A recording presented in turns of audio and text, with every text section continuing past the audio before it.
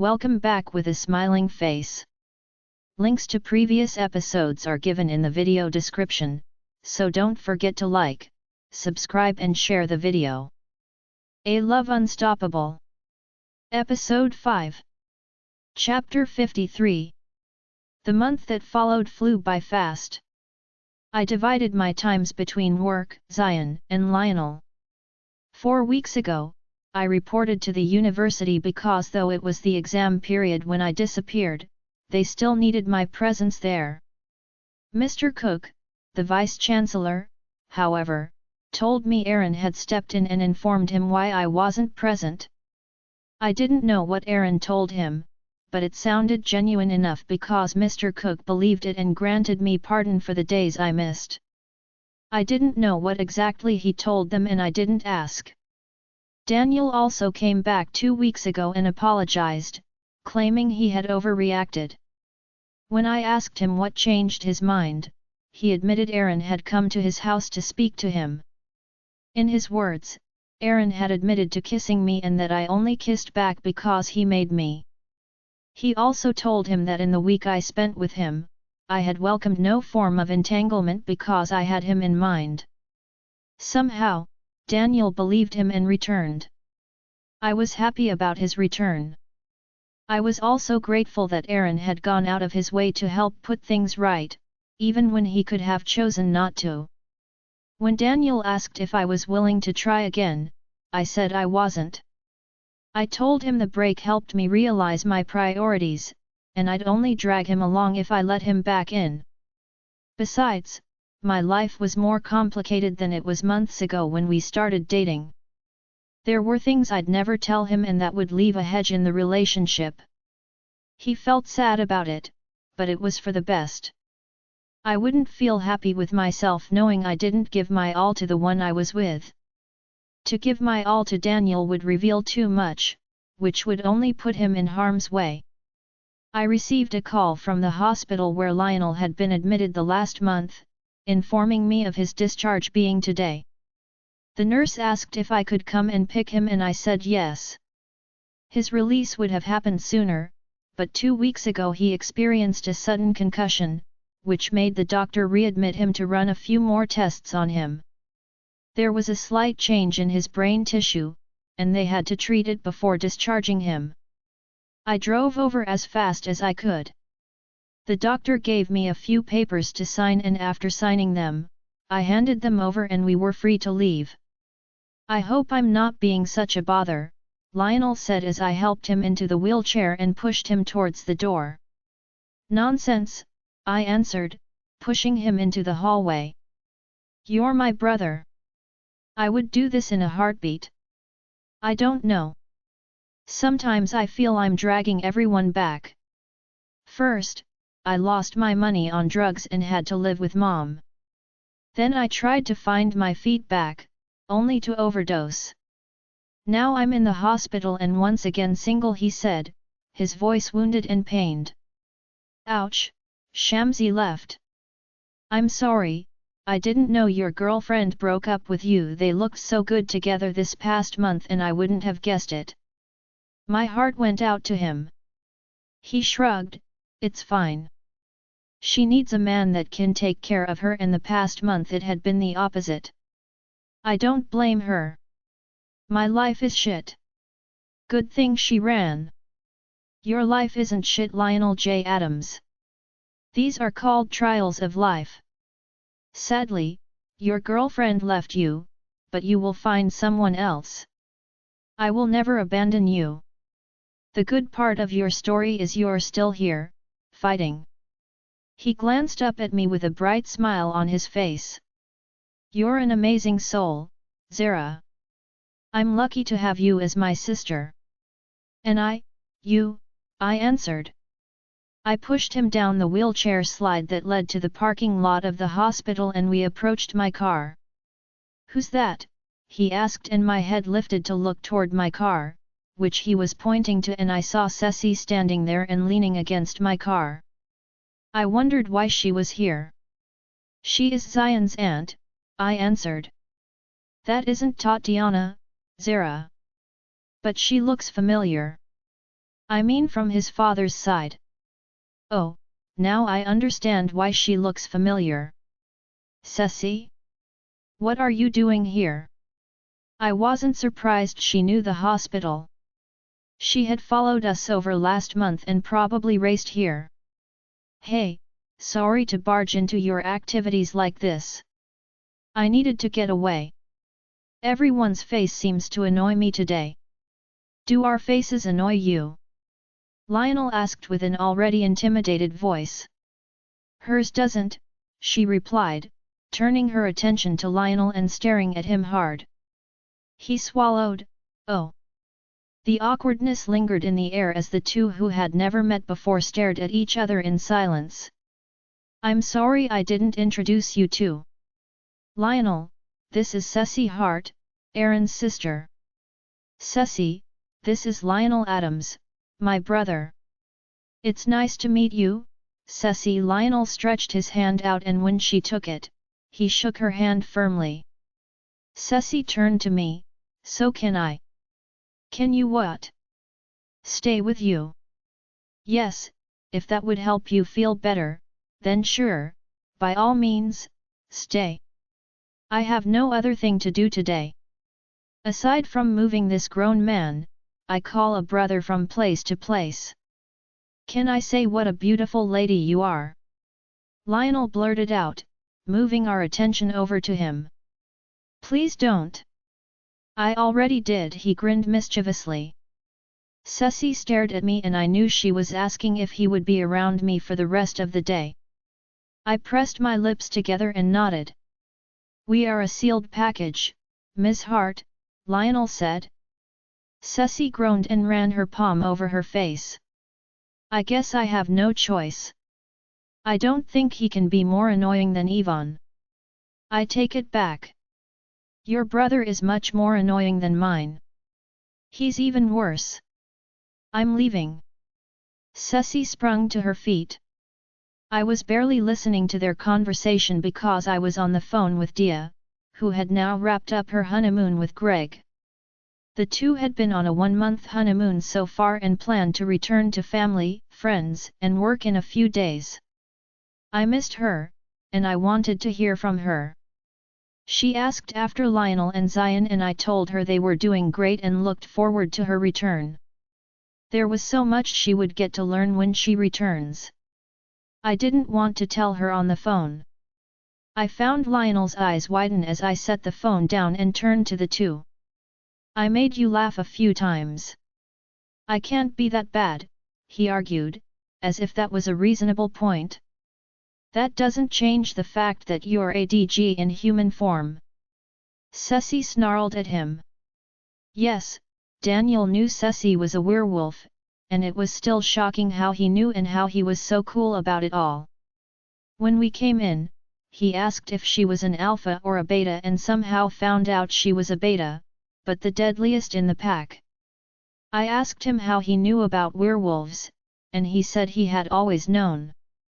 He had seen a girl transform from a werewolf into a human being when he was much younger. He didn't tell anyone for fear of being told he was crazy, and after a few years, he told himself he had imagined what he saw that night. But when he was 16, he saw an attack. He saw the attack on his way from class and it was over 5 werewolves teaming up against one.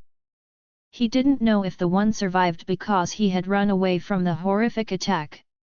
I believe that was what got him onto drugs, but he denied it and said it wasn't. He was much more advanced in the study of werewolves' lores than I was and knew more than I did.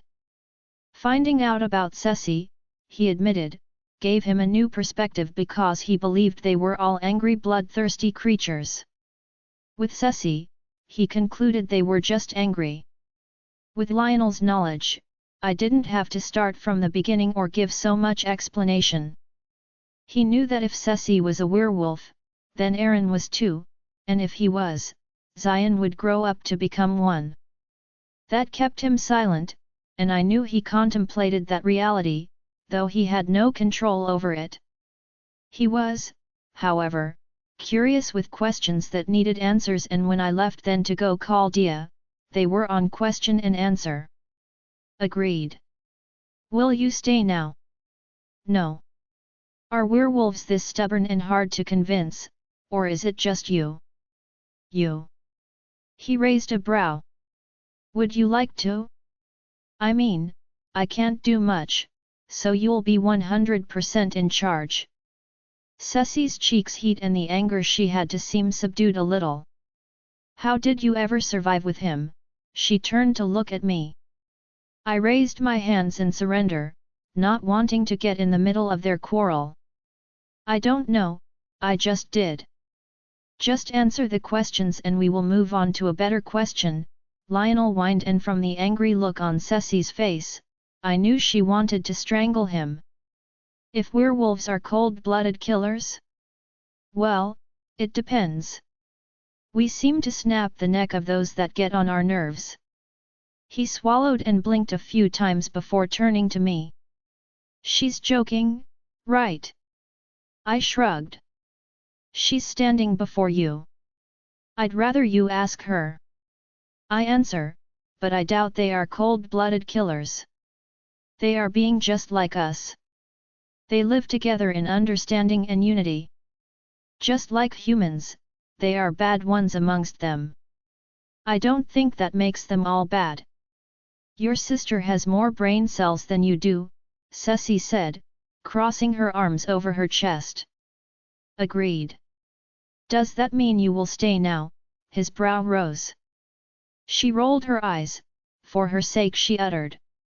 If I didn't know any better, I'd say she had a soft spot for Lionel, despite her rage and anger. She just doesn't know how to deal with it. Chapter 54. 3 weeks later, I dropped Zion off at Laraba's place before heading out for my classes. I started my PhD course in psychology 3 weeks ago, and since things had fallen into a good pace in the past month, I felt it was the right time to take it up. Zion had a healthy and stable relationship with his family of uncles and aunt, loved ones, and friends. My boy had more love than I could have asked for, and I wasn't complaining. His big day was also around the corner, and I wanted something special for him. I also wanted my family and friends to be present. He would be 5 after all, and it wouldn't get any better. After I finish with my class for the day, I drove to Aaron's estate. I haven't been back here since 2 months ago when I left, and I didn't think I'd willingly bring myself back here, but here I was. I didn't call him before leaving the office, I didn't remember to, and when I got to the gate at the estate, security stopped me. I am sorry. I didn't call Aaron. I told them, I will call him now, though. I picked up my phone from my purse to dial Aaron's number when I heard someone say, "Let her through." That's the Alpha's guest. The same second, the gates opened and, thanking them, I drove into the large land space. During my stay here the last time, I noticed the houses at the estate looked the same except for Aaron's, and that was what I used to find my way this time. As I passed the houses that looked the same, I knew they weren't Aaron's. Soon, I spotted one a few kilometers away, and I knew it was his.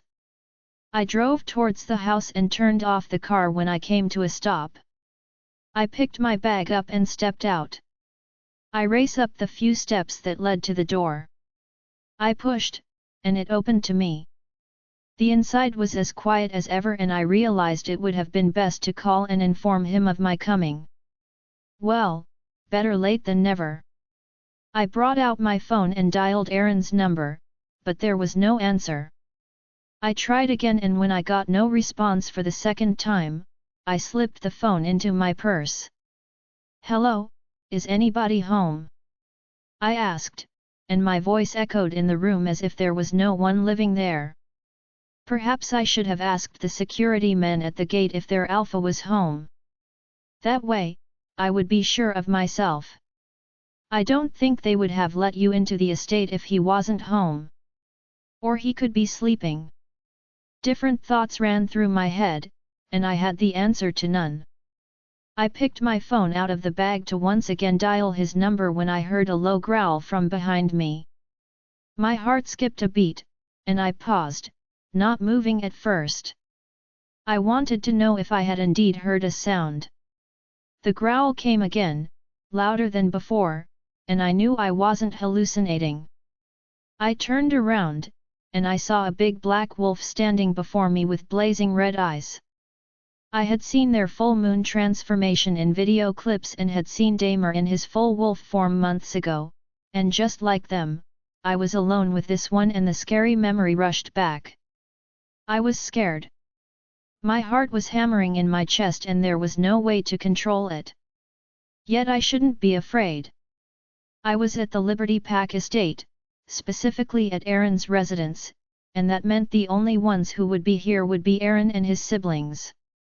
The wolf moved around me and thank God I had emptied my bladder before coming here. Though I believed I wouldn't get hurt, this was intimidating enough to make me want to pee my pant. I stared at his red eyes and their shade had the faint touch as if it was a rose. Damer had scarlet red when his eyes glowed. Yvonne had silver and Sessy golden yellow and so I knew the one standing before me was Aaron. "Aaron, I know that is you," I said with certainty as he returned to stand before me. "I came to talk." I told him and again he circled me, but this time he didn't move to the front. After a long while of silence, he spoke. "Talk about what?" I turned around to face him, only to find him naked from the head down. I gasped and turned around immediately, and I heard him chuckle. I cursed under my breath. He had set the trap out perfectly and I had fallen into it. "Where are your clothes?" I demanded.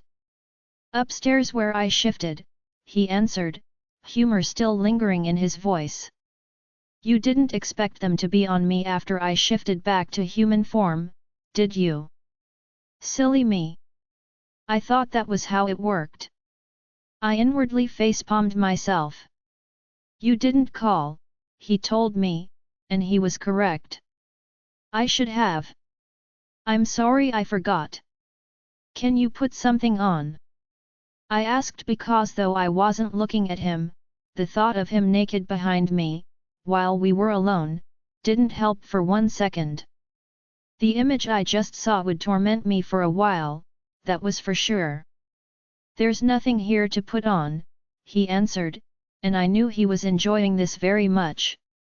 I dipped my hand into my purse and pulled out the scarf inside. "Here," and handed it to him. "What do I do with it?" "Wrap it around yourself," I said. "It won't go round. I am big. You know that." I knew the big he spoke of and at this moment, I wish I did not know that. "It would go round if you hold your breath." The scarf was not wide, but it was big enough to wrap around his waist. "We only need to talk for a few minutes." He mumbled something under his breath, but I didn't hear it. "Done. You can turn around now," he spoke, and I did just that, turning around to face the still naked man but for the scarf around him. I couldn't speak because the skin of the man that stood before differed from the one I remembered over 5 years ago and I would know I ran my hands over him a few times. His skin looked paler than it was then, but he remained the same in size. The side of his rib had a scar there, and I immediately figured that was the injury he sustained from his fight with Henry months ago. I curiously stared at his body, fascinated by what I was seeing. I knew my body had experienced the same level of change and the body I once had wasn't the same as the one I have now. "I haven't had a woman give me this much attention in a while, Zara, I might read into it," he warned and I snapped out of my mind. I realized I'd done more than invade his privacy. I was scrutinizing it, and that affected him more than anything. I tore my eyes away from him and cleared my throat. "I'm sorry," I said and glanced down at my suddenly interesting fingers. It was his fault. His skin had changed a lot since the last time I saw it, and it looked interesting and puzzling. It was only natural that I'd want to satisfy my curiosity. Wow, Zara! Look at you pushing the blame and not taking responsibility for your actions. Why did you come? He changed the subject, and that lessened the tense state of the room. Zion will turn 5 in 2 weeks. That's on the 25th. I thought maybe we can throw a party for him, I suggested. His eyes flickered in delight. Sure then, whatever you choose to do, I'd be there to support you, he promised with a smile on his face. I pressed my lips together. I was thinking I'd give you this year's honor. Why? Because I might not see next year's birthday, he asked, his tone switching to an accusing one in a second. Now that he said it like that, I felt bad, but I didn't consider his demise when I came up with the idea. I shook my head. No, that's not it. I just thought since this was your first birthday celebration with him, you might just want to plan it and I'd be here if you need me. Oh, that's thoughtful, then. I have, however, never planned a 5-year-old birthday before and I might not know how to go about it. That's why I will be close by. We have 2 weeks to get it right, I encouraged. He grinned, and his hazel eyes twitched interestingly. 2 weeks together planning. You're sure your boyfriend would be happy with that? My eyes dropped from his and I bit my lips. We are not together, I answered, and he scoffed in disbelief before glancing up. What? What did he do this time? Aaron. Do I need to go talk to him again? No. We never got back together. I didn't accept his offer for another try when he came back many weeks ago, I said, and realized Aaron had been in the dark about it for weeks. He probably thought we got back together all this while. His eyes dropped. Oh, I'm sorry. That must have been painful. Why? I turned him down. I stressed out because I felt he wasn't hearing me. Doesn't make it hurt any less, he answered, and he was right. With everything going on in my life, I couldn't fit him into the mix. I knew I wouldn't give him the love, commitment, and attention he needed, and I found no point in stringing him along. The decision hurt. I wanted him in my life because he was the good thing that had happened to me in a while and I hated to see it go, but it was the right decision. We spoke when we met at the university 3 weeks ago. Though the tense atmosphere lingered, there was no grudge held. He kissed my forehead and bid me good luck with whatever path I chose. There was no guarantee we would go back to being friends, but I could hope. You're right. Thank you. You're welcome. Give me a second and I will dress up. He was gone from before me in that same second, and a minute later, he came back. He had on a pair of black trousers, a shirt, and white sneakers. And in his right hand was my scarf. He's telling me he could have done this 5 minutes ago after he transformed, but chose not to and made me give him my scarf instead. Here, he stretched his hand toward me, handing me my scarf. My cheeks heated, and I glared at him, storming off without uttering a word to him. Don't you want it anymore? He yelled from behind. Not after you've tied it, I don't. Keep it, well, thank you, he yelled back, falling in line with me. This birthday preparation will be a disaster. Chapter 55. A week later. We stepped out of the children's clothing shop where we had gotten a few new clothes and birthday outfits for Zion. Aaron wanted to get more, but I had to inform him we were dealing with Zion, who was still a few weeks from turning 5. Yes, his father was a millionaire with money to toss around as he pleased, but I didn't want Zion getting used to having too much glam of life at such tender age. Besides, my salary, although good enough, could only go so far when compared to Aaron's. Today was a less busy day for me. Zion was with Dia, and my lectures ended during the early hours of the day. Just like we did last week, Aaron and I made plans for the upcoming birthday.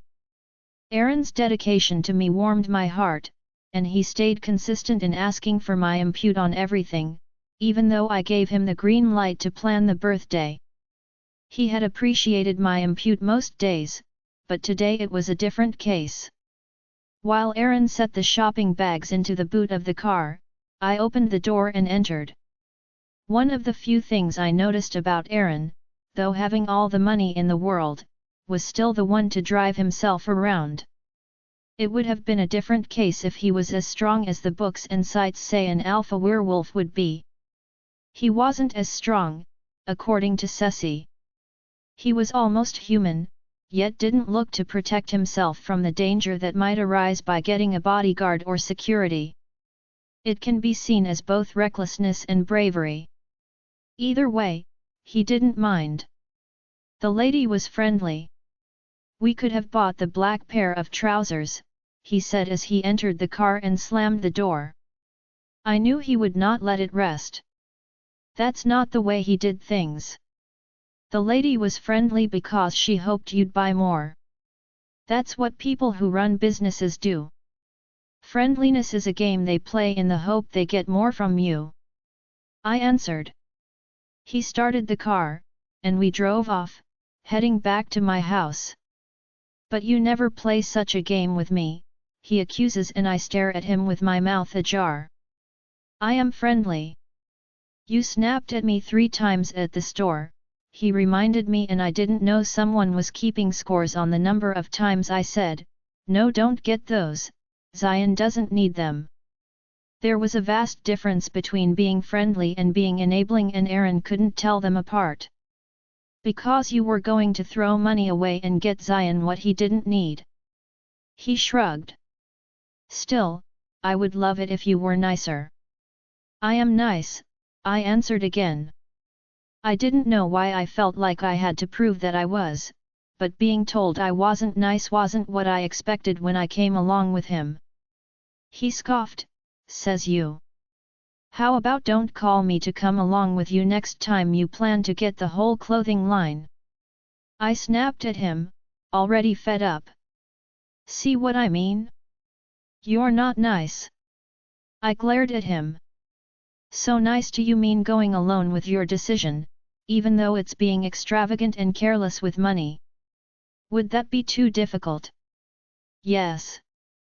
Did you forget I am also his parent and I earn salaries? Getting him expensive things he doesn't need would only make him believe he can get any and everything he wants." Zion was still too young to be exposed to that mentality, it wouldn't help him in the long run. He shrugged, his eyes fixed on the road, "Then I get him everything he wants. What's the problem with that? Because while you're doing all that and becoming the cool parents who get things he doesn't want, I become the parents that say no, you don't need this." "Then the problem is me?" he asked, glancing at me with furrowed brows. I didn't hesitate with my response. "Yes, it is. You're the one wanting to get him a rainbow-colored giraffe that cost 4,000. Boys love them," came his only counterpoint in the argument. "Boys love them, but Zion doesn't need it. You won't be here providing what he loves forever." I didn't mean to go there, but that was what I did, and I didn't feel proud about it. There was silence in the car as we drove toward the house. I couldn't take the silence. Yes, Aaron was more annoying today than on other days, but I would take his annoying words over his silence. "I'm sorry. I shouldn't have said it that way." I started. I didn't want to be the proud one who wouldn't apologize when they were wrong. "What way?" he asked, his eyes holding little to no emotion on his face. He was good at hiding his genuine emotions, especially when hurt, and he was doing that now. My eyes dropped. "Do not be like that. I do not want him getting used to a temporary provision. You know I wouldn't leave for the life beyond with what I have." They would be for my brothers, sister, and him, right? Unless, of course, you plan on disconnecting from them after I'm gone. I don't, I mumbled. Then I don't see the problem. I stayed silent, and he continued, next time I shop for Zion, I'll go alone. I do not know why this man has to be as stubborn as a mule. I glared at him again, but he didn't look my way. I guess going to the shop alone was his way of trying to avoid a fight, but this just made me angrier.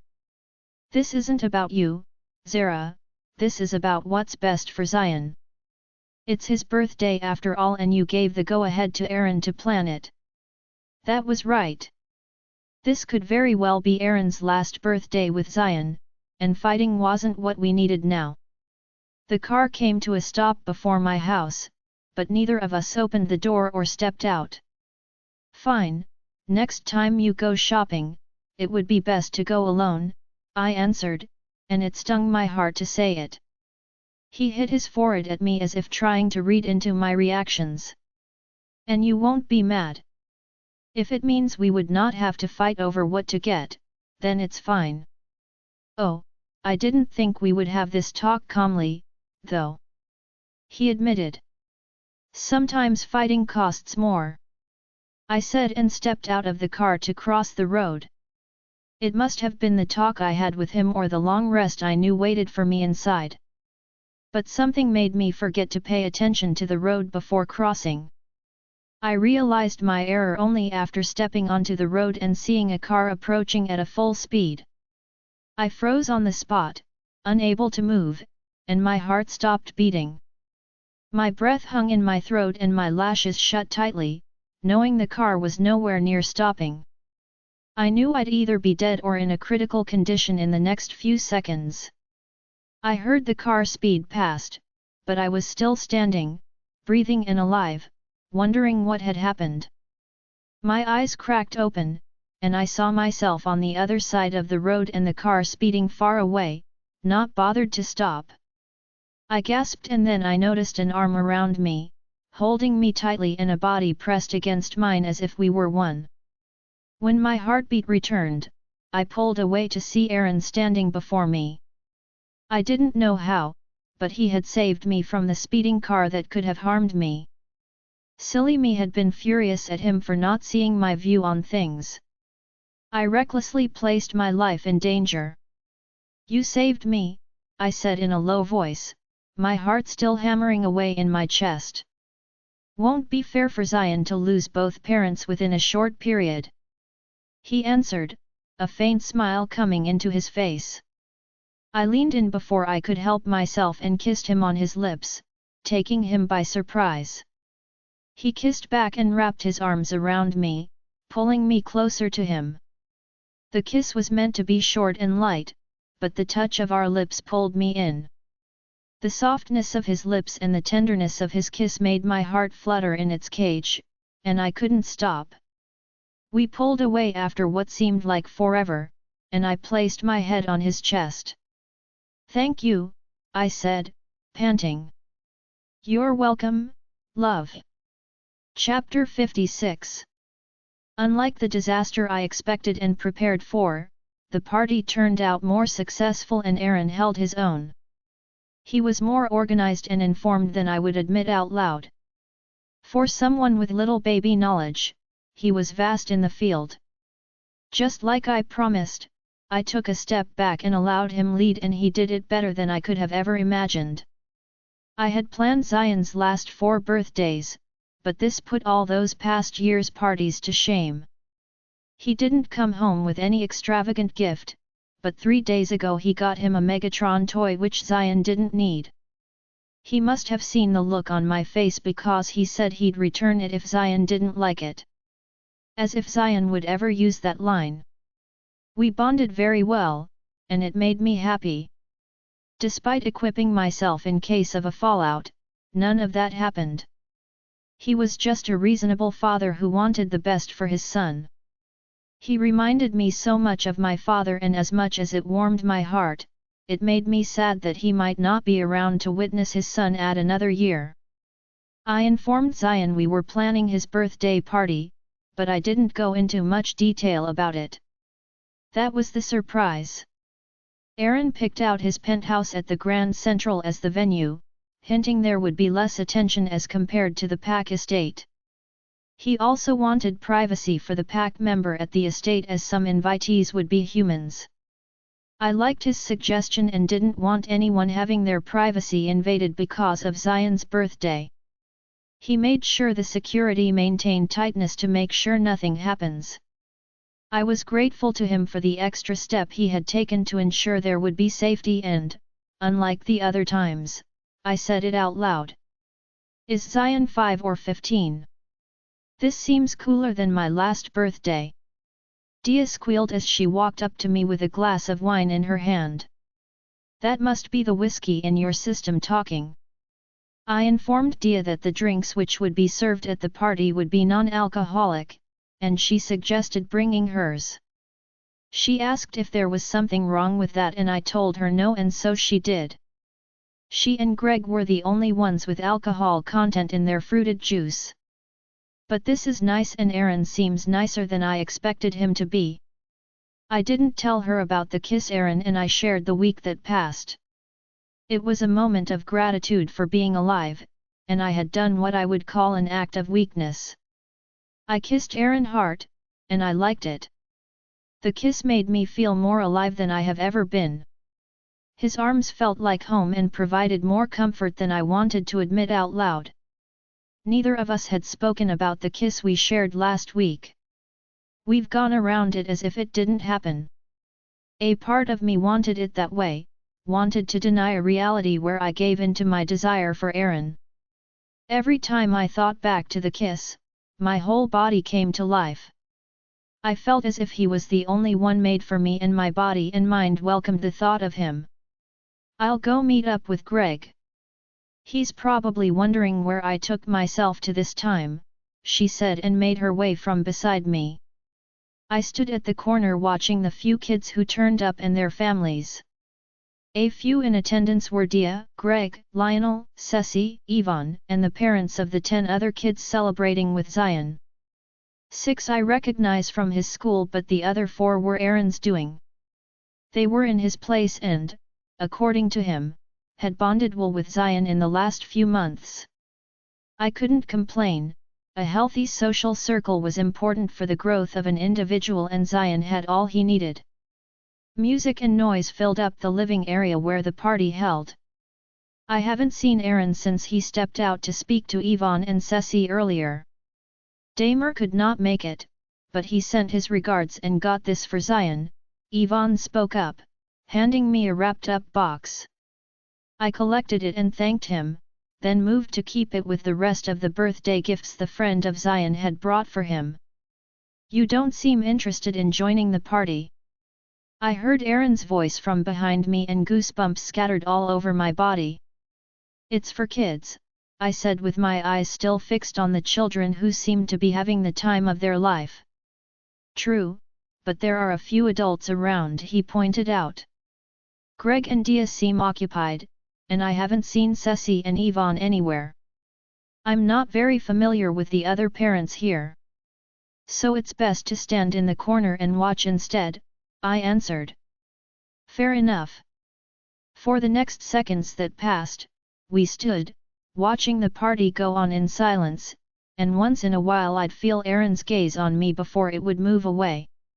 I wanted to turn to the side and meet his gaze, but I knew I'd give in to him at this point with the way I felt about him.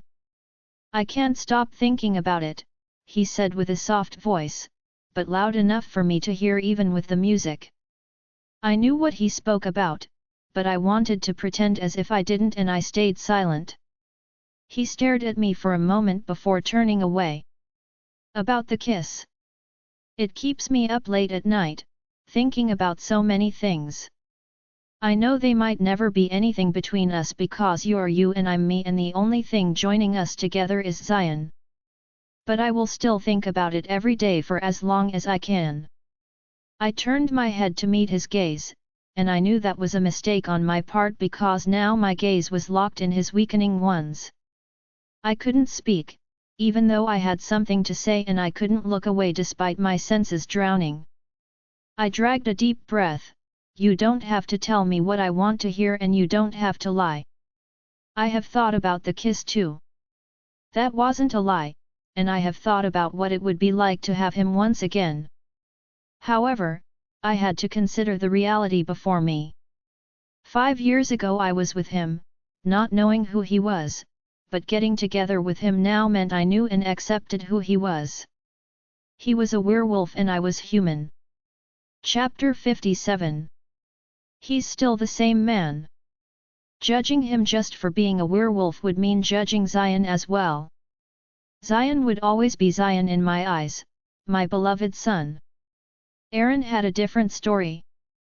You're not alone.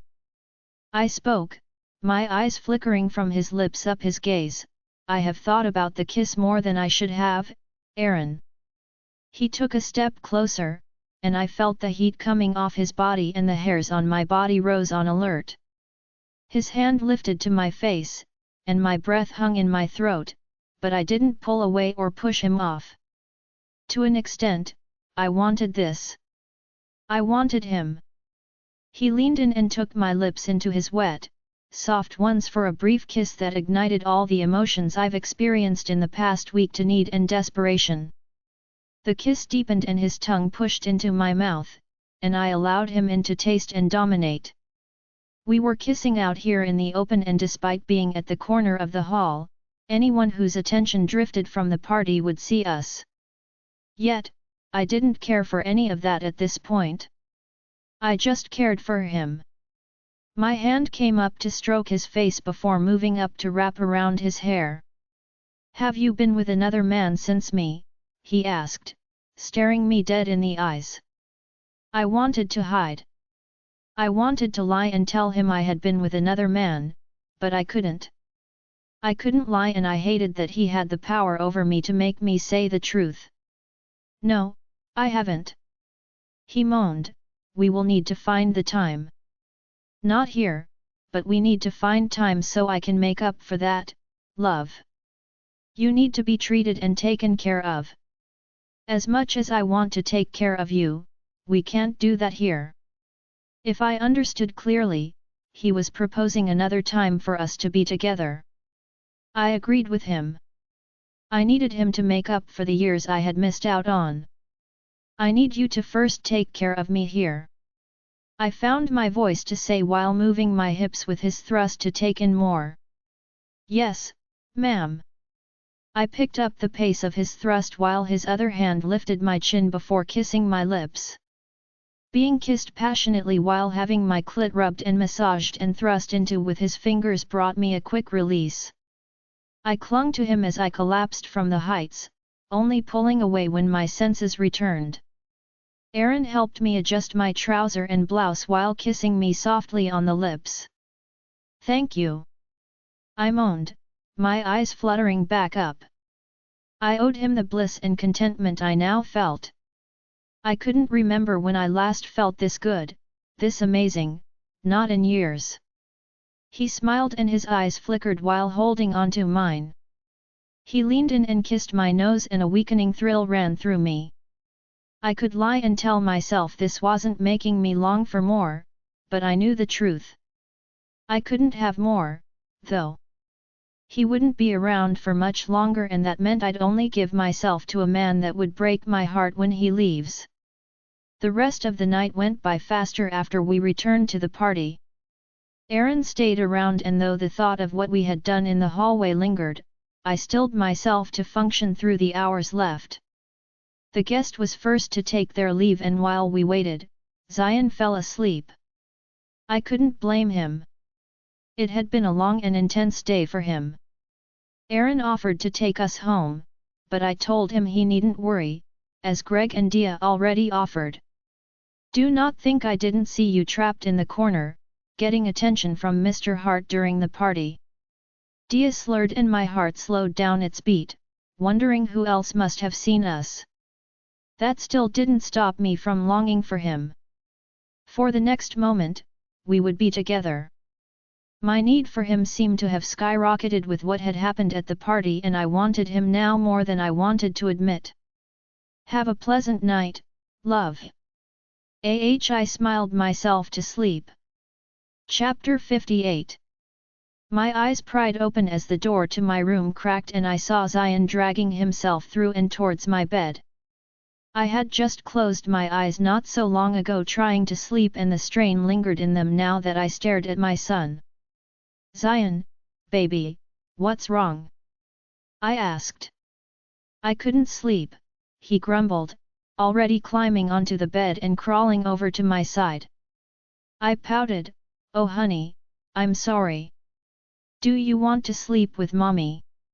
He bobbed his head, and I opened my arms to him, tightening them when he got into it. I kissed his hair and rested my head on the pillow. Not long after he came into my arms, he fell asleep, but I couldn't sleep. I kinda saw these sleepless nights and unending thoughts coming, but I let my heart think for me. The memories of what happened between me and Aaron at Zion's party kept me up. I didn't need a psychic to know my want for him had gotten out of control for a while now. My inability to control my desire for that man had led to what happened, and that wasn't the problem. The problem was the fact that I couldn't stop thinking about it, obsessing about it. The memories plagued my mind, making me want more, making me want him.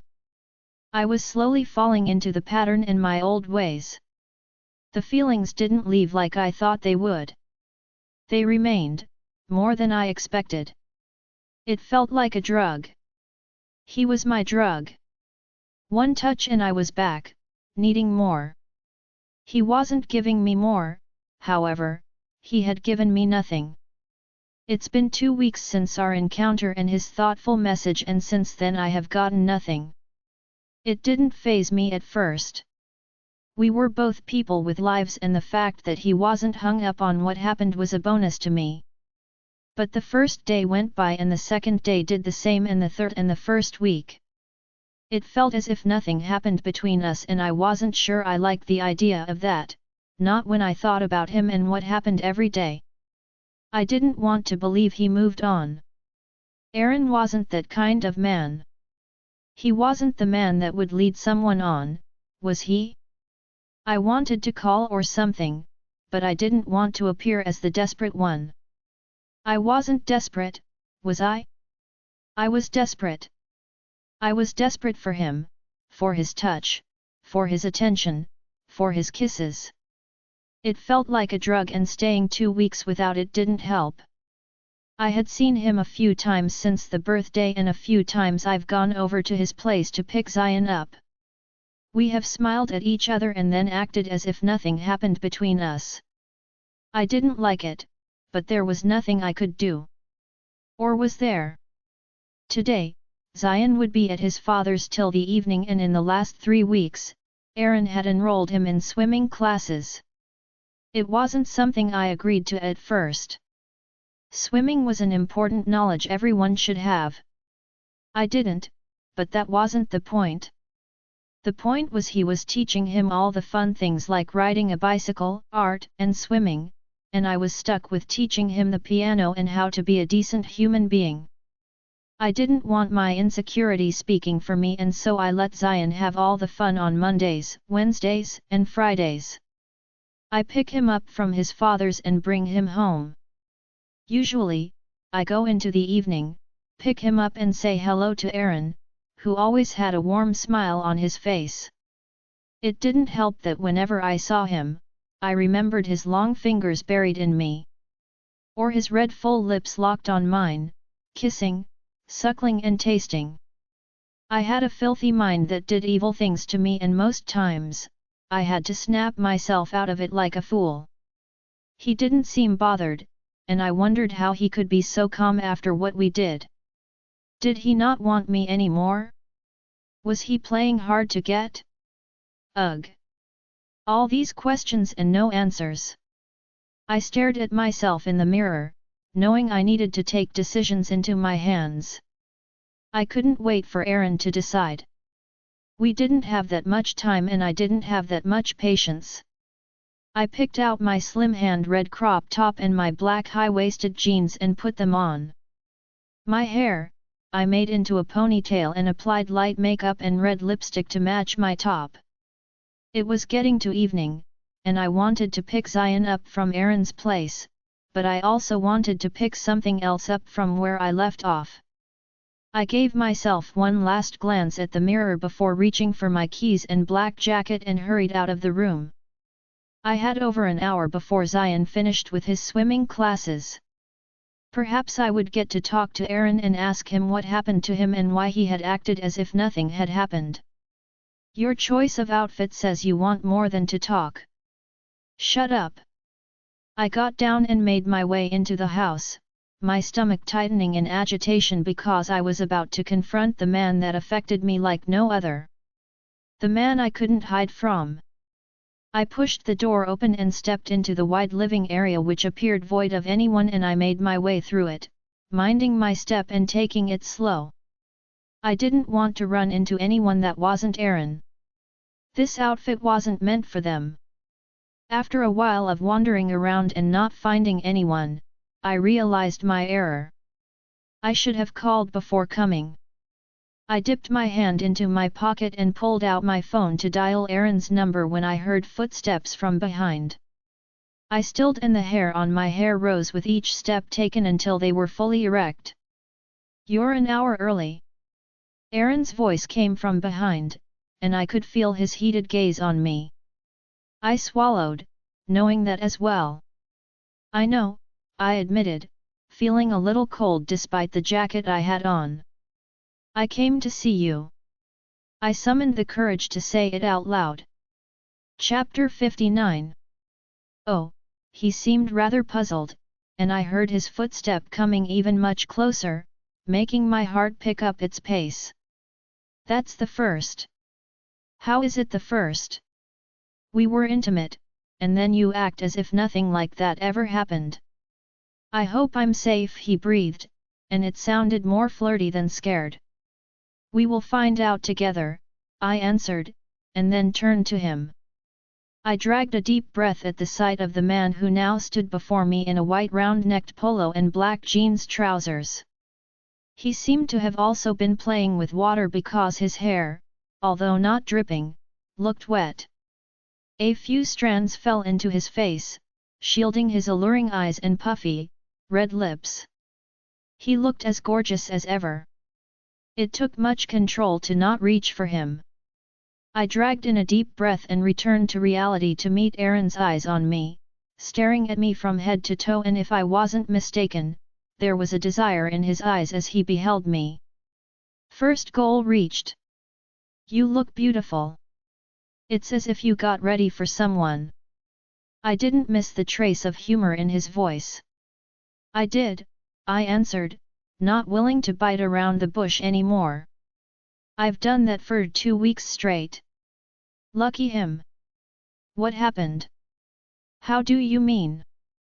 At the party, we were all over each other, and after that, everything changed and it felt as if we never even crossed a line. I didn't know where my courage came from, but I was not complaining. He didn't act as if he didn't understand what I spoke about. I'm sorry. I don't want an apology. I want an explanation. I folded my arms across my chest. He took a deep breath. I never stopped thinking about what happened, Zara. It was the thought I woke up with and slept with every day in the past 3 weeks. Okay, this is progress. I pressed my lips together and nodded. Then why didn't you say anything? Because I was scared and unsure. I have never stopped wanting you even after all these years, and while I know what I want, I have to consider what's best for you. What's best for me? I echoed, not knowing where he was headed with his explanation. Someone who will not be gone soon. I raised a brow. Oh, yeah, that. Shouldn't that be all the more reason to not spend time acting like we feel nothing when we actually do? I can't give you assurance, Zara, and you're still so young and deserve someone who would be there for you and Zion always. I scoffed in disbelief and took a step back. I can't believe this. Believe what? Your audacity in deciding for me. I slammed, my tone rising a little. You made me want you, long for you only to pull away at the last minute. I had spent the past weeks wanting you and wondering what I had done wrong to make you act so cold towards me. Now you're saying you gave me the cold shoulder because you're dying. That's a legit reason, Zara. It's a reason. You do not get to decide for me. I am a grown woman and I can do that for myself well. He opened his mouth to speak but snapped it shut and just stared at me. You do not know what I've been through these past weeks. His apology came immediately. I am sorry I put you through that, but I believe you might not be looking at this from every angle or in the long run. I am not a human like you, I am a werewolf and that alone is enough to keep me away and with my reality. I do not think it's fair. He reached out and his hand stroked my face tenderly and I leaned into his touch before I could snap out of it. I never stopped wanting you and I never will. I know your fate and I am quite aware of what that means for me if I choose this, but you feel more real than anything else. I also cannot let the fear of the future dictate the present. Perhaps this was me being starved and wanting properly by a man. It didn't matter at this point. He chuckled, and I raised a brow at him. You're so stubborn. He cupped my face in his palm and pulled me closer to mumble, I can't get enough of that. He took my lips between his for a soft kiss that made my toes curl. My body eased into his, trying to find completeness and comfort. He pulled back, and I saw the red flare in his eyes overshadowing its natural hazel color. I didn't fear the sight. It had to mean something good. He kissed me again, and I accepted and deepened the kiss. He dragged a deep breath, not here. He spoke as if scolding himself, and with that he scooped me into his arms and raced us into the bedroom in seconds before setting me on my feet. He didn't give me time to get accustomed to the bedroom, which I hadn't been in before, because he kissed me desperately while his hand pushed off the jacket I had on. A smile remained on his face. You wore this for me. It wasn't a question, it was a statement. I bit my lips and nodded. I like it, he answered. I'm glad. But I want to take it off now. Can I take it off? I bobbed my head. With ease, he pulled off. I felt even more nervous. Change of mind? He asked. I took a step back towards the door. Would it be a problem if I am having one? His smile came out a little. No, it won't. But I know you want this just as much as I do. I will not force you or manipulate you into it. It has to be your decision. I turned to the door and reached for the knob, but paused. This was me acting in fear of not being able to live for once. Fear that after this, we would go back to acting like nothing happened for weeks again. Fear of the many sleepless nights ahead if this went sour. I let go of the knob and hurried over to Aaron, kissing him hard on the soft, full lips. He didn't hesitate to kiss back. He pulled me closer to his body and mine pressed against him as if made as one. I dragged my eyes to every corner. This body, although the same as the one I had many years back, had a few new inks on them now. All of which drew me in to find out more. I bit my lips and placed my hand on his side, trailing over the line. His breath hitched when I moved my fingers up to his arms and then shoulders. There was a beautiful work of art on a beautiful man whom I was about to have. The very thought set loose nerves of reactions within me. I needed to take this with much confidence. It's the only way. It can be whatever you want it to be, love. Chapter 60. I want to eat you for breakfast every day, he moaned, then covered me up with his mouth once again with dedication. Oh Aaron, I moaned. Aaron, it's so good, my breathing was still heavy and my heart still beating wildly, but I wanted this man. I wanted to be good to him. I wanted to pleasure him and make him growl out in pure pleasure. I kissed his lips desperately. I couldn't get enough and I wanted to pleasure him until I no longer could. I took in as much as I could and after a while, I felt him pulse in my mouth, his release approaching. He pushed me off him and pulled me on top of him to straddle for a while before flipping us around, so he came back up. I wasn't afraid of him, but I knew I should. He leaned in and kissed my lips, which shattered all the walls I had up and communicated our desire. He pulled away and our gazes locked, his still glowing.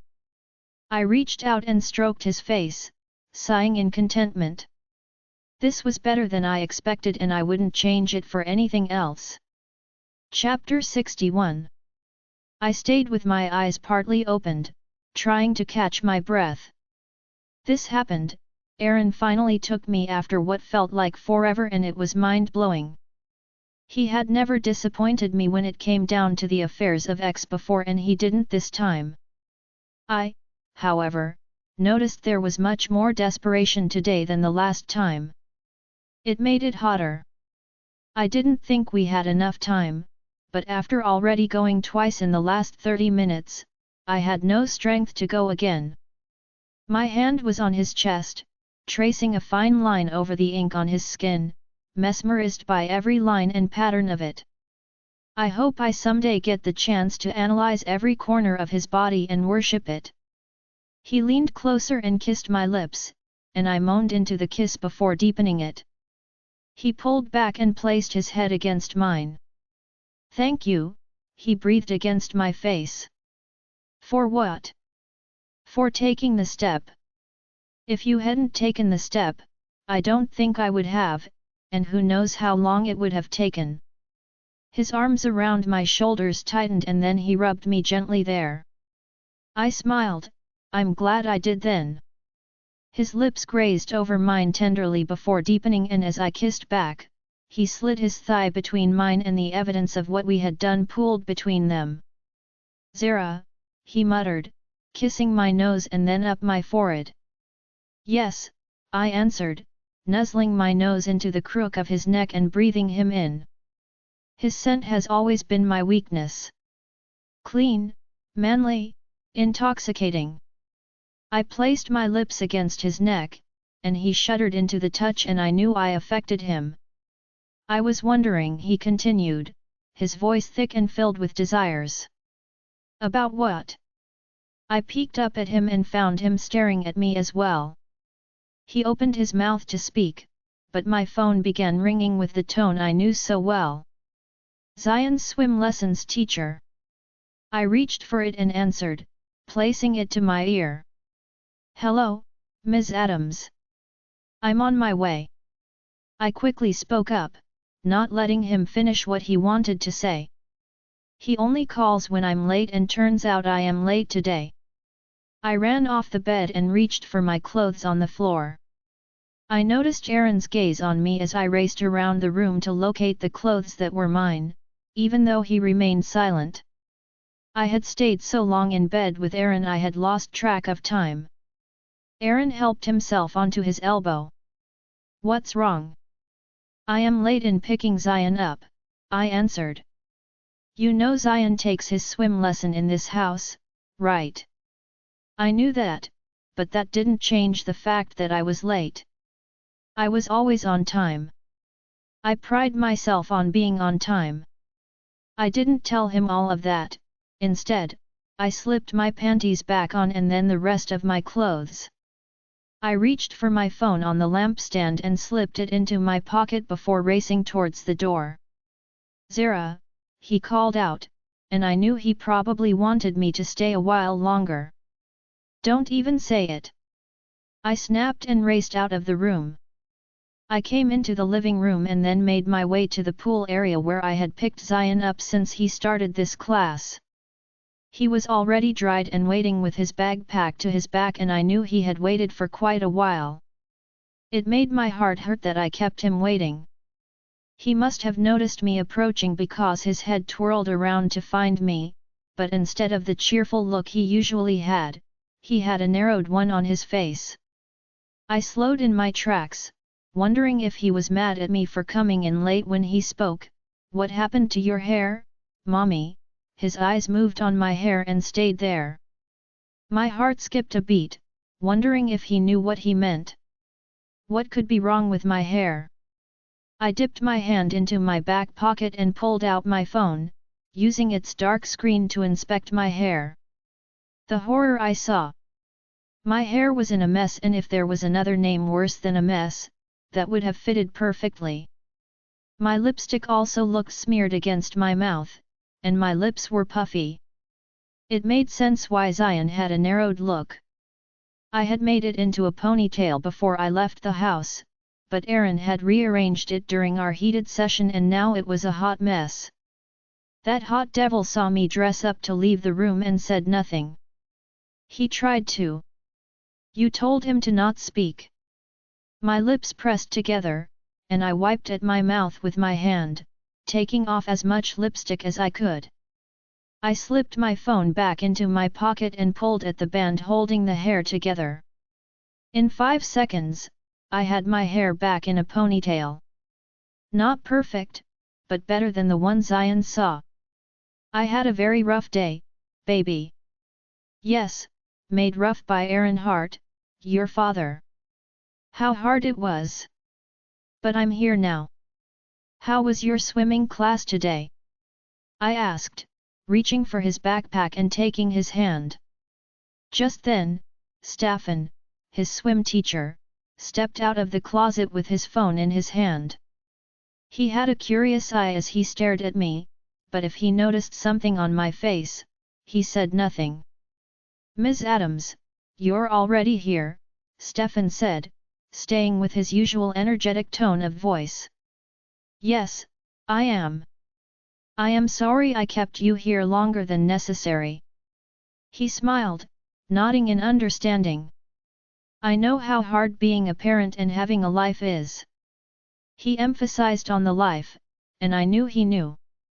My smile came wearily, but I nodded happily that he didn't further his words. "Thank you. See you next time. Say thank you to Mr. Milo," I told Zion, who thanked his teacher, and together we exited the locker room. Chapter 62. We came into the living room and there stood Aaron, already dressed in his grey jeans trousers and white polo that hugged his body well and gave room to the imagination. My heart skipped at the sight of him and shivers ran down south when he smiled flirtily at me before looking away. I couldn't believe I was trapped in sheets with this man a while ago. The reaction my body gave didn't seem like one that had received twice in the last hour from him. It still needed much attention, and from the look Aaron gave me, he knew as well. I swallowed. "Daddy!" Zion called out, yanking his hand from mine and racing over to his father. Aaron dropped to his knee and lifted his son into his arms before rising. A bright smile stayed on his face as he played and stared at his son, who giggled at having his stomach played with. This was a perfect picture, and I wish I could just freeze the moment and stay here forever. A happy father and son, and a mother whose heart was slowly beating for both of them. "I will take my leave now, Mr. Hart," Stefan said, bringing my notice to his presence. Aaron's attention shifted, but the smile remained. "All right, thank you, Mr. Milo." Stefan nodded at me before departing and we were left alone. Aaron rubbed Zion's back while his eyes inspected my face and hair in silence. I knew where he would go next. "Your hair looks better, your face too," he commended, his eyes staying longer on my lips than hair. My cheeks heated, and I rolled my eyes. "No, thanks to you. I tried. You didn't give me a chance. I need to get home." I headed for the exit door, expecting him to bring Zion along. He did, and soon I was standing beside my car. I opened the door of the car, and he set Zion inside and then turned to me. Got something urgent back home? Maybe. I tried walking away to the driver's seat, but he caught me by the arm and pulled me back to him and my body lit up at the contact. His face came incredibly closer to mine and the warm breath leaving his nostril fanned over my face. Do you? He asked again. And if I do? It's not nice when you answer a question with another question, he scolded, his voice showing his disapproval. My chin lifted to stare into his eyes, flaring with a hint of red. Mine challenging. Or else what?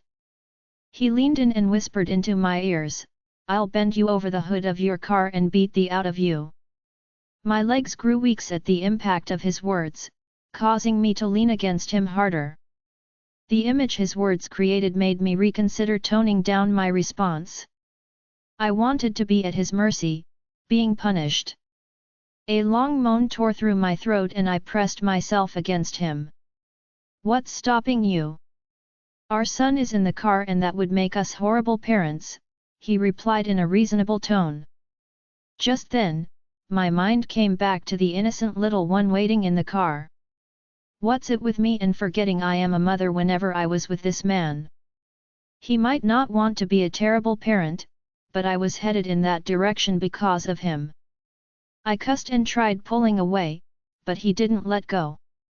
Let go! I snapped at him, struggling to set myself free from his hold and not understanding why he would not. Why? My son is in the car. Our son, he corrected, and stop rubbing yourself against me. You're only making it hard to let go, he groaned out with a voice filled with pleasure and desire. I stilled and dragged a deep breath. He released a hand and moved it to stroke the side of my face. You look so hot when you're worked out. I didn't want his words to have any effect on me, but I couldn't stop it. He was my weakness, and he knew it, too. Thank you for taking the bold step today. I mean it. But I want to see you again, he said. I stared at him, not knowing where he was headed with his words, and so I remained quiet. I would like for us to meet up. I saw his struggle to form the words he needed to say, and it made my heart flutter in my chest. I stayed quiet. Say something, he pleaded, his desperation paramount. When I came here over an hour ago, I had one thing in mind, X. A date wasn't part of that, but things had changed and now, he was asking me out formally. You want to ask me out on a formal date? I asked with a raised brow. His cheeks warmed up, and he pressed his lips together. Embarrassed Aaron wasn't the Aaron I was used to seeing often and now I couldn't get enough of this side of him. You don't seem to have your words thought through. Seems you have asked no one out on a date before, Mr. Hart. I spoke as if I wasn't at his throat a moment ago. His brow arched. Would it be bad if I said I haven't? This knowledge gave me a sense of pride, and I couldn't help the smile that charged through my face. So, I'm your first. He rolled his eyes and pressed his lips together. Yes, you're my first, so will you. It wasn't hard to believe, he was a god amongst men and didn't need a date to get the woman he wanted in bed. His position and wealth made it all the easier, but he broke that to take me out. I grinned, sure his smile came forth, blinding. Great, then. He leaned in and pecked my lips one last time before finally letting go. I will send you the details of the location and time. I will be waiting. I sang as I got into the car and drove off. End of Part 4. Chapter 63. I didn't even stress about trying to find a nanny to watch Zion while I was away. Aaron, just as he did in ensuring safety in my neighborhood by acquiring security for me and Zion, made provision of that. He already thought ahead and Yvonne came over to stay with my son. He was the cool uncle, after all. I didn't want to put too much into my appearance, but a part of me wanted to look good for this man. It was his first date, lest we forget, and it deserved to be special. My phone buzzed before the dressing mirror where I stood, and I saw the caller ID being Dia. I smiled and picked up the call and placed the phone to my ear. Zara. How are you doing? Her cheerful tone came charging through. I'm fine, Dia. Seems you're out. Greg took me out to the newest club opening at the East Street. Oh wow, you're living the life with your husband and I am happy for you. I heard a honk of the car and I knew Aaron was already at the door waiting. Who's that? Her tone came off suspicious along with her question. Aaron. I bit my lower lips gingerly. Why is he there? I thought you had Zion on Fridays. I pressed my lips together, she was way behind in the happenings in my life. In my defense, she was still newly wedded and deserved to enjoy her time with her husband, and so I bothered her less with the things taking place in my life, including the little escapade I have had with Aaron so far. You call that a little? Zara, what haven't you told me? The honk came again, louder than the last, and I jumped on my stand. I've got to go, Dia, take care. Don't you dare NT. I ended the call before she got to finish her words and slipped the phone into the red purse I had in my hand. I picked up my long black jacket and I raced out of the room and into the house. I knew Dia would demand the full story once she gets the chance to again, but I didn't have to answer it today. I opened the door of the house and in front of me stood the gorgeous-looking Aaron Hart in black long sleeves and trousers. He looked the same as earlier except for his hair, now neatly arranged in a bun, bringing out his bold facial features. He beheld me, and a wide smile spread across his handsome face, revealing his dimples. His smile lit me up from the inside out, and I smiled as well. Wow, you were dressed to kill tonight, he spoke and his eyes trailed over me, taking each part of my body in at a time from my head to my toe and then back. I wore a short red gown that stopped mid-thigh and barely left anything to the imagination. It had a deep V-cut and highlighted my cleavage greatly. My neck and shoulders were exposed and the diamond necklace made it stand out. I took the time to do my makeup and hair and now though it fell on my shoulder, I had made it into a curly wave. You like it? Keeping my hands off you tonight would be an almost impossible task. He groaned, taking a step closer toward me. His cologne mixed with his manly smell made his nearness intoxicating and forbidden thoughts flew through my head. My cheeks warm up. You look amazing yourself. He rolled his eyes at my compliment. Just trying to make me feel better, he offered me his hand. I am not. You have always looked amazing to me. I took a hold of it and he pulled me closer to wrap his arms around me. Always. I felt his brow rise.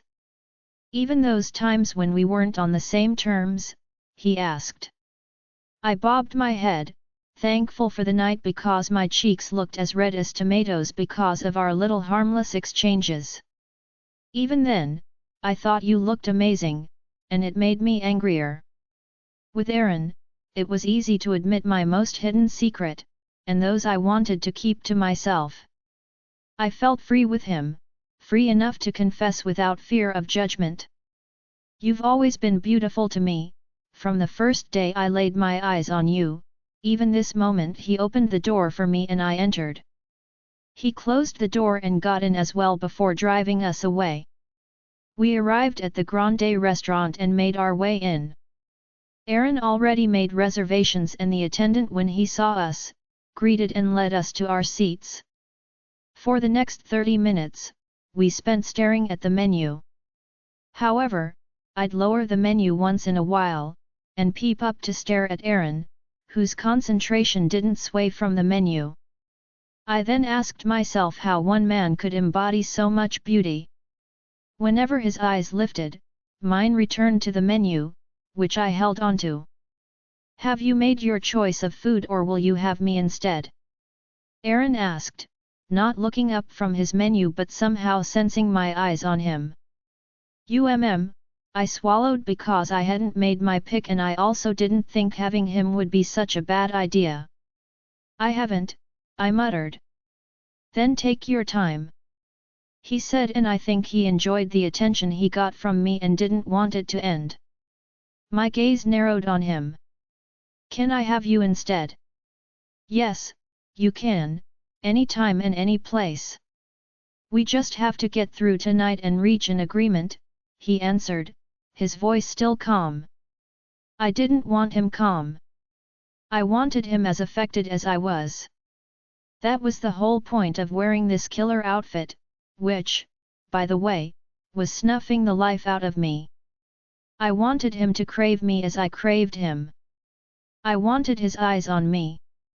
Those wide, mesmerizing hazel eyes staring into mine like he could see my very soul. I cursed under my breath and my legs clamped together at the impact of the thoughts. I can smell you, Zara. Unless you want me to take you on this table while everyone watches, you wouldn't have such nasty thoughts in your head which are wetting you up, he said, his eyes staying on mine. His bold assessment caused turmoil within me and I wanted that mouth of his on me. Would it be so bad if he took me here and now while everyone watched?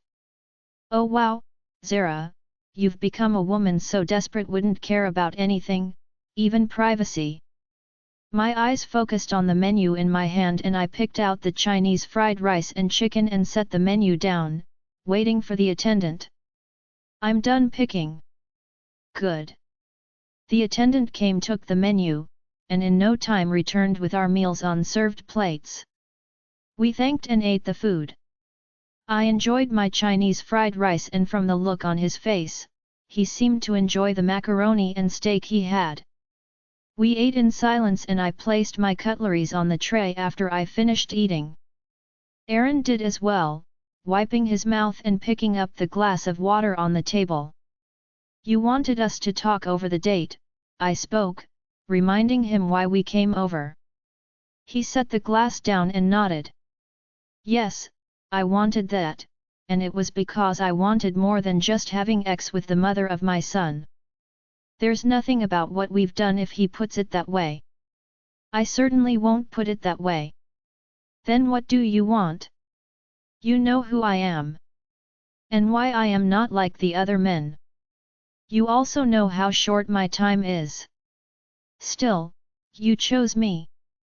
Okay, I did not like the path this discussion was leading. Every time someone started their conversation that way, it always led down the road the other didn't want. I feared what I was about to hear. Okay, he placed his entwined hands on the table. You're an intelligent woman, smart and well articulated, and your bravery pushed me to do this.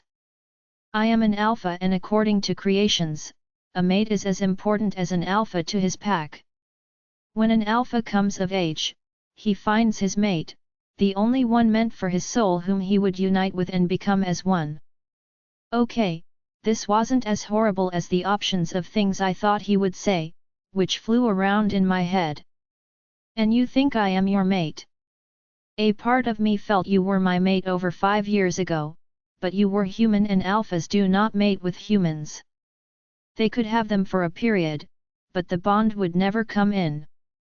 However, we united that weekend and every fiber of my being told me you were the one. It made me reconsider the stand I had had all the years I'd been younger. Humans could be mates to our kind if the moon goddess wishes it so. I understand this might be too much for you and if you don't feel the same way, he trailed off, losing the words to say, but I stayed silent, wanting him to go on and finish what he wanted to say.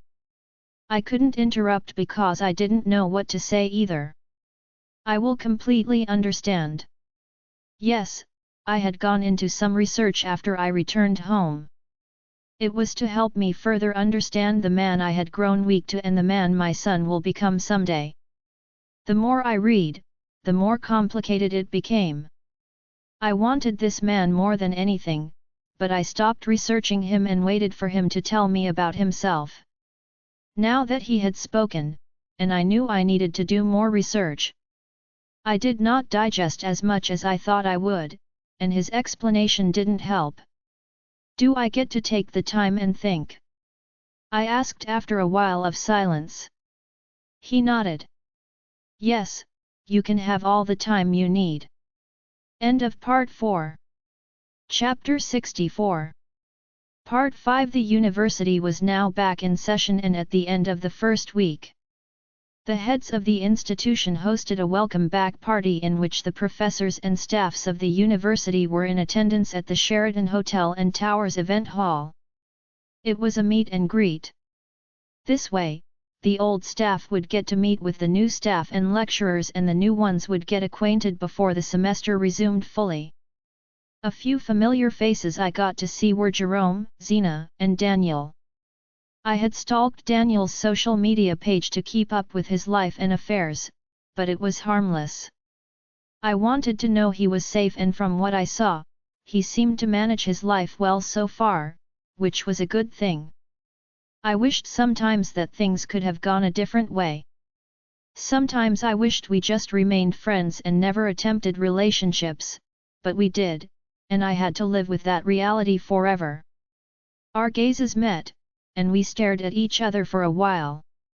His eyes, however, looked void of any and every emotion, and I looked away before guilt would make me do something terrible.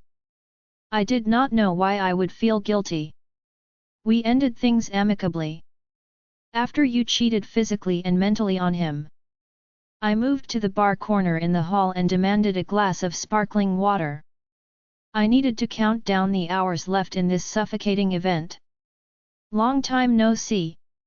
I heard Daniel say from behind, and I spun around to meet him, almost splashing the content in my glass on myself. Daniel. Yeah, longest time no see. I stumbled upon my words but still reached balance. Yeah, well, I had to disconnect and reconnect. I didn't know a vacation could do wonders, but it did. He shrugged and then he eyed me with curious eyes. How have you been? I nodded and took the glass to my lips to have a sip. It has been good so far. I can't complain. I mumbled the rest to myself. How's Zion? He's doing great. I left him with Dia before coming over. Cool, somehow I missed him. I missed you as my friend and trusted accomplice in trouble. He smiled and I chuckled. I missed you too, I said, hugging him before I could stop myself. He tightened his grip around me before pulling away and scratching his head. I hope Earnhardt is treating you like you deserve. His name took me back to the discussion we had 3 weeks ago. I told him I was going to think about his proposal, but I have not given a response since then. I was scared. I knew all about who a mate was now and what the responsibilities of one were. I also knew who an alpha was and what his responsibilities were, and I didn't think I was caught up for it. I wasn't proud of saying this out loud, but I feared giving too much and not being able to cope when he would finally leave. As if I hadn't given up too much of my heart already. Yes, I thought I was ready for it, but I wasn't. I am a coward who chickened out. I wanted to be the brave girl Aaron always said I was, but that was not happening, and I didn't know how long it would take to summon the courage. I knew the longer time I stayed skeptical, the lesser time he has, but I didn't know if I was ready to deal with reality. Besides, things had gotten awkward again. He must have sensed my withdrawal because he gave me space as well. Though he never neglected his duties as a father, he didn't come over to pick Zion up as he used to. Instead, he would send his driver or Yvonne. He was giving me all the time and space I needed, and I still couldn't make up my mind. I guess the new spelling of coward was Zara. We aren't dating, I trailed off, and my eyes caught sight of Aaron walking in through the hall entrance with grace and confidence. He had his elbow out and the pretty brunette who had a cheerful smile on her face had her hands around it. Once fully inside where people were, he took her hand around his elbow and slowly patted it. The lady smiled at him and she looked beautiful with that adorable smile on her face. I didn't have the right to be mad. It's been 3 weeks since he had waited for my response and I had failed to give him one because I wrapped myself up in fear. But it didn't make it hurt less. He must have found someone who wasn't such a grown child and could decide my mind judged me. A part of my heart clenched at his affections towards her. It didn't feel right that they both looked good and I turned away only to face Daniel, who still stood beside me, not willing to go anywhere. I knew he also saw Aaron and could see the tension that came upon me. Don't worry, I will ask nothing. I wouldn't answer even if he was about to ask, though. After another hour and I stayed glued to the bar, Daniel took his leave, saying something about meeting up with the new Professor Wool that would head the physics department. I stayed at the bar, wishing the hour would run faster so I could leave this nightmare called a party. I had stared at Aaron and his new girl earlier and they had gone to meet with the Vice-Chancellor, and they seemed to have the time of their life with how happy they were while talking to him. The image took another shot to my heart, and I vowed never to look at him again. My heart was too fragile for this pain. If they served alcohol, it would have been better, but sadly, they didn't. I had to deal with this night in the way I knew best by doing nothing. A glass of sparkling water for me and the lady, bartender, Aaron said, and I knew he had made his way over to me. He must have seen me and figured I would stay here the whole night if given the chance, and he took the bold step. Not that it made me feel any better. I want no more sparkling water, I grumbled under my breath, but he heard and I knew what his next question would be. Then why are you still here? Isn't it obvious? Because I don't want to face you. Or deal with the image of you and MS Perfect at the back. Cause I want to, I answered, and we wandered into silence. The bartender served the 2 glasses of sparkling water and while he reached for his and took a drink, I didn't touch mine. He dropped the glass and ran his hand over it. I waited, he said, breaking the silence that had lingered between us. You never gave your answer. Chapter 65. I glanced at him before returning my focus to the rack behind the counter. Is that why you came in here with arms locked in hers? To get me jealous? Well, are you? What? Jealous? My cheeks heated, but I stayed silent. Of course, I was jealous. Why wouldn't I be? The two looked good together, but I remained silent. It's fine. I got jealous when I saw you with him talking earlier even though I knew all that exists is friendship. Same with Ms. Kira, the new biology professor. His hand lifted to stroke my face and despite wanting to pull away, I couldn't help but lean in. Tell me, are you jealous? My eyes fluttered, and I fought the moan that almost left my throat when he sang his fingertips over my temple and down my cheek. Yes. Why? He asked with his tone laced with interest. Because I love you. My eyes fluttered at my admission and they locked in his. I love you, Aaron, and I am scared. My admission left me in a vulnerable state, but I didn't care. I didn't want to have these walls up anymore. I always had them up, and I didn't like that. I wanted him to see me. I was not brave but just a scared human so worried about life, cannot live it sometimes. You don't have to be scared. I think I do. Your world is so much different from mine and the more I think about it, the scarier it becomes. I said, and his eyes locked on mine. Then don't think about it. Think about here now, how you feel and how you want to feel. That's most important. He was right. Worrying about tomorrow or the future helps no one. It only breeds fear. I could think of him now and the things he did to me. How much he affected me. How much I wanted him and how much I needed him. And Kira, a part of me was still stuck up on the perfect image of him and Kira that I saw earlier. She's an acquaintance. We met while coming in and got talking. You know there can never be someone else but you, he replied with an honest tone. I believed him. I didn't know why, but my being knew he spoke the truth. Once again, the cards were on the table and the clarity of that and the attention his eyes gave me heated my body. Aaron, I called out, my needs for him skyrocketing between my legs that demanded attention. He must have known too, because he emptied the glass of water into his mouth and rose to his feet. Come with me, he didn't wait for me to give him my hand. He reached out and took it like I was a little child being taken by his mother. I followed behind and he took the left turn that led through the hallway that I figured led to another part of the hall. I wasn't certain what exactly it was he wanted to do, but I felt giddy and wanted to find out as well. So I followed behind quietly with my heartbeat increasing with its pace. I followed behind and he took the left turn that led through the hallway that I figured led to another part of the hall.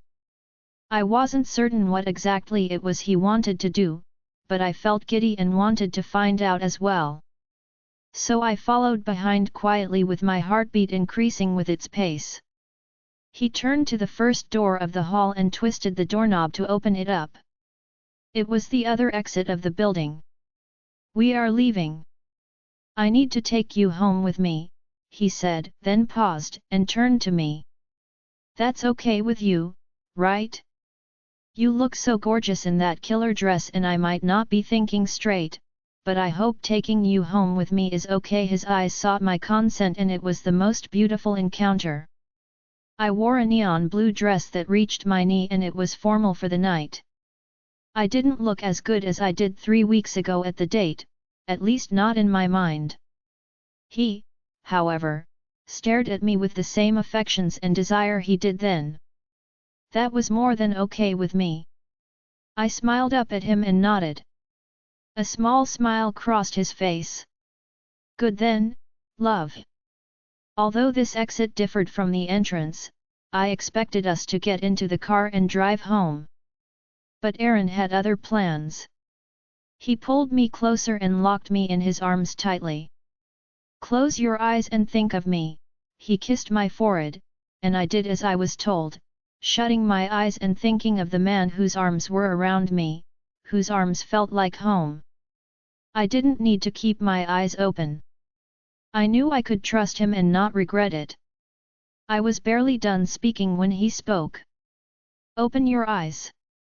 I did, and we were no longer standing outside the Sheraton Hotel and Towers building, but outside his penthouse. I dragged a deep breath, a little scared. How did we go from there to here in only but a few minutes? I had read up on Werewolf's abilities, and speed was one of them, but I didn't think about how fast the speed was. And now, having witnessed it, I am blown away. I leaned in and kissed his lips, lacking the words to say. I just wanted to belong to him and be one with him. The feelings going on through me were more than ones I could control, more than ones I wanted to control. He pushed me against the wall of his bedroom and savagely kissed my lips. I had been here before for Zion's birthday party and the smell brought back all the memories, but tonight, I was making new ones. Aaron inserted his knee between my legs while I stood pressed against the wall of his bedroom and it grazed over my clit slowly. My breath cut in my throat while I stared at him to do what he wanted to do with me. You smell so good. What do you think about that leaves you so wet and beckoning? He mumbled into the crook of my neck. Thoughts of you, my eyes fluttered. What are they about? I pressed my head against the wall and my eyes opened up. About you taking me slowly, and touching me, kissing me, and giving me heads. Red flashed in his eyes and the corner of his mouth lifted in a smirk. That's indeed hot. His tongue came out to lap at my bottom lips and then pushed into my mouth while running his hands over my body. I moaned into the kiss. Gorgeous, he moaned. My body picked up the heat once again, and he was turning me on for him in a good way, but I wanted to live in the moment and accept the man I was with for who he was. I want to see you, I said as he kissed my neck down my shoulders. He stilled at my request, knowing exactly what I asked for, and pulled away to stare at me in the eyes as if he wasn't sure I knew what I asked for. Chapter 66. Deep down, I knew what I asked for. I wanted to see him. That might have been difficult, but I wanted to see him with no barriers. I wanted to see him shift into his wolf form. He took a step back and his withdrawal made my heart clench in my chest. Aaron. He shook his head, unwilling to grant my only request. Zara, I have little control over my wolf's form unless with practice. I do not want to scare you. I smiled and cupped his face, and my small hands barely did justice in covering up his face. His long lash fluttered at the touch of my hands and he sighed. You can't scare me. You never have. Not really. I smiled at him. His eyes fluttered, and they met mine and I beheld the genuine vulnerability there. I knew my request was not one he felt the most comfortable granting. He nodded and squeezed down on my hands, which held his face. Okay. He didn't break our gaze as he took a step back from me. I had made the request, but my heart was hammering against my chest in fear and I knew he heard it too. I couldn't stop, though. I didn't want to. I love you, I muttered before I could stop myself and, as if that gave him the courage he needed, his shift began. His fingers contorted into claws and grew long and terrifying at the same time. His hands and face grew hairier than usual and his eyes switched from their hazel color to faded red. I had seen him in his wolf form before, but I had never seen him transform. He dropped to his knees and his face contorted into that of a werewolf with red blazing eyes, while the other part of his body snapped and cracked until he stood before me in his wolf form, big and proud. I stood frozen and unable to decide my next course of action for the first few moments that passed, and then he took a step toward me. I dropped to my knee before him and he took another step closer. This was as open as I wanted and knowing he trusted me to do what I asked was more than enough for me. He drew closer and now stood only a few inches away from me. His head came so close to mine. I leaned in and placed my head against his and my hand moved to stroke the fur on his back and I heard him purr out. I did not know how, but I heard his heartbeat, and it had the faintest and most irregular beating I'd ever heard. It skipped and delayed with every second that passed. I can't stay this way for long. I do not have the strength to hold this form, he said, breaking me out of my observation stage. How did he speak? How did I hear him? I should be afraid, but I was more curious than afraid. There was more to this man than in those books, and I wanted to learn. I saw his eyes on me and knew he waited for my reply. I nodded, and he shifted back to his human form on his knees before me. I leaned in and kissed his lips. He took me into his arms and took me to bed, then climbed in to join me. I saw his eyes on me and knew he waited for my reply. I nodded, and he shifted back to his human form on his knees before me. I leaned in and kissed his lips. He took me into his arms and took me to bed, then climbed in to join me. Take me, I said, wanting him to claim me and make me his. I needed his attention on all corners to soothe the craving. He obliged and touched me in all the parts that screamed for his attention. I pressed my lips together to stop myself from moaning too loud, but Aaron didn't like that. I want to hear you moan. I want to hear you scream. Don't hide it, he instructed while pushing off the rest of my clothes. He growled in desire, probably loving my response, and he paid more attention to me. He touched me, kissed me on every part of me. I knew how much pleasure this man gave and I knew how committed he was to this. He did not relent until he drove me over to the point of ecstasy. I felt much more contentment than I had ever felt and I knew I wasn't ready to lose him any time soon. I woke up with my head on his chest while his arms stayed securely around me. Last night was as fulfilling as I wanted, and I had Earnhardt to thank for it. I placed my hand on his slightly hairy chest and rubbed him slowly. My mind wandered away to the thought of him being here with me like this. I knew I promised to enjoy the moment and not think too far, but I didn't want these moments to end. I just got him, and so did Zion. Everything was all right, and losing him was not something I wanted to experience. Aaron seemed pleased with his fate and had put up not much fight against it, but I wasn't pleased with this fate. There had to be a way out. "You're thinking," Aaron said, and I snapped out of my thought to find him awake and staring at me. I wonder how long he had been awake and how long he'd watched me in my state of thought. I smiled and nodded. "A little, sorry." His hand came up to stroke my face, sending tingles through me. "Don't be sorry," he mumbled, "what are you thinking about though?" "You," I answered, and I saw the flicker of interest in his eyes as he beheld me. "Oh, well, what about me have you so lost in thoughts?" "Your inevitable fate," I answered, and silence descended on the room the next second. Aaron broke his gaze and stared at the ceiling instead, and I knew it was his way of keeping his emotions in check. I wanted to know what his thoughts were at this moment, but I didn't possess that ability. "You've gone quiet." "Because I don't know what to say, love." I lifted myself onto my elbow to have a proper look at him. "I do. I think you've given up on life and I don't think that's good. I have put up my fight. I did for over 6 years, but it yielded nothing."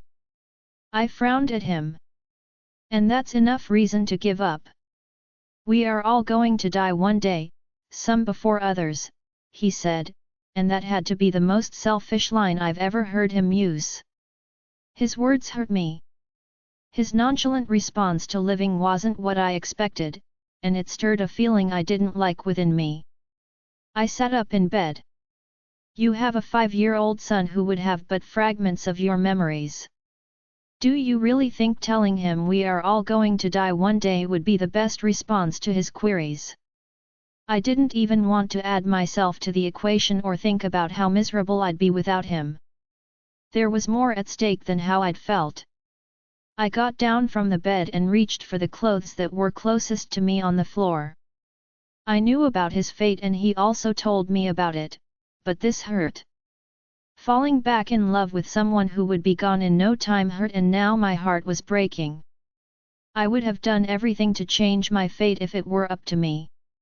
"I'd want to live," he spoke while I put on my panties and hooked my bra.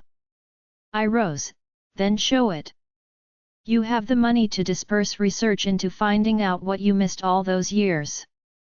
I'm very sure you aren't the first alpha with this curse, whatever it is. Documented clues passed down for the generations ahead have to exist." I walked to his side of the bed and picked up my gown. The alphas that came down with this curse never found the way out and most lived and did their best to preserve their bloodline by siring offspring before their fated date came. There has never been a way out of it. There was only prevention. I paused, taken aback by the last line of his words, and turned to him. "What prevention? My fate isn't actually a curse. It's the deterioration of a werewolf or Luna because he or she has had a massive amount of power flow through them for longer than necessary without finding balance. I searched for balance 6 years ago and I didn't find it and so my fate became sealed. Join our Facebook and WhatsApp group for more updates, link is given in description. Rest audiobook will be continued in next episode.